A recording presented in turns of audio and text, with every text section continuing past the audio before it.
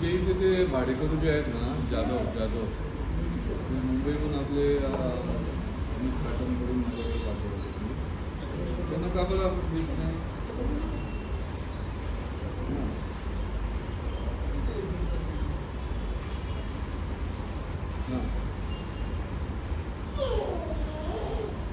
तीन बहिणी आहेत का? हां.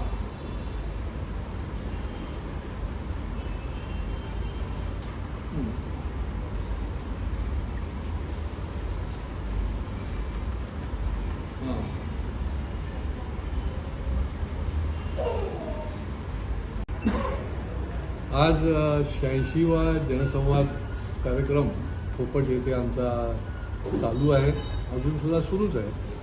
आणि याच्यामध्ये अनेक बांधकामं जी आहेत ती ठाणे शहरामध्ये जुनी बांधकामं झाल्यामुळे रिडेव्हलपमेंट चालू आहे. आणि या रिडेव्हलपमेंटमध्ये देखील भाड्याने राहणारी जी लोकं आहेत, जे 50 वर्ष 60 वर्ष 80 वर्ष राहणारे लोक आहेत, यांना जो विकासक येतो तो प्रचंड प्रमाणामध्ये त्रास देतो.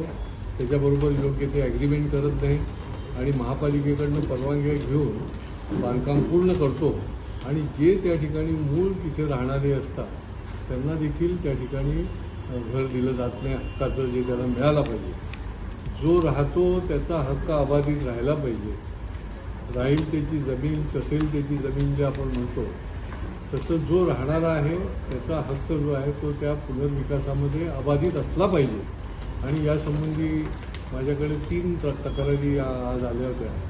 आणि मी महापालिकेला, शहर विकास खात्याला देखील सांगितलं की हे आपण तपासून बघत जा आणि तिथे जे रहिवासी आहेत त्यांचा हक्क अबाधित राहण्याकरता तुम्ही देखील संबंधित विकासाला कुठल्याही परवानग्या देऊ नका. SRAच्या संबंधामध्ये देखील काही वेळेला भाडी दिली जात नाही, काही वेळेला काम ठप्प झालेलं असतं. अशा याच्यामध्ये त्या कोकरीच्या SRA प्रकल्पामध्ये त्याचे विकासक आहेत गुप्ता म्हणून, त्यांनी जवळजवळ 4-5 कोटीची भाडीच राहिलेली आहे.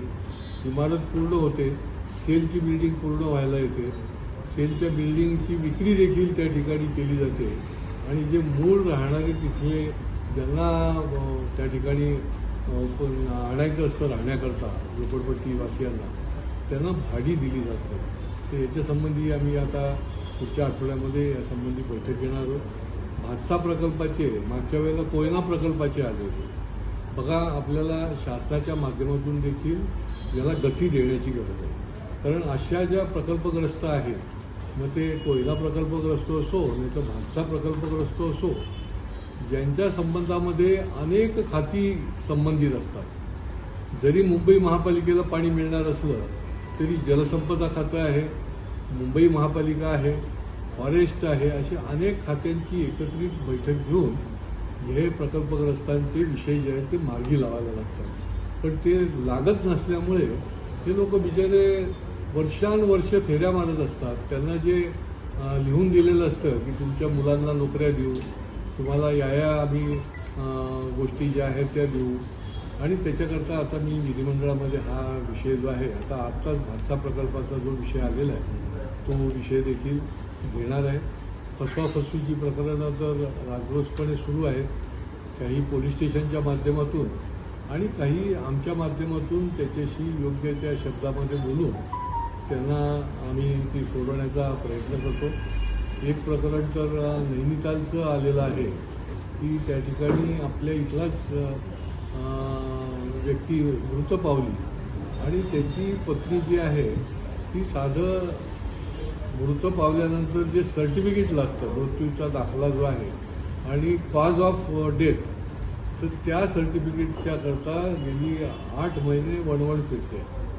तर आता आम्ही त्या ताबडतोबीने आमचे जे केंद्रीय मंत्री आहेत अनुराग ठाकूर यांच्याशी संपर्क साधला आणि त्यांच्या PAच्या माध्यमातून त्या ठिकाणच्या पोलीस स्टेशनच्या माध्यमातून जो काही तो रिपोर्ट आलेला असेल तो त्यांना देण्याचा आता आम्ही पाठपुरावा सुरू केला आहे.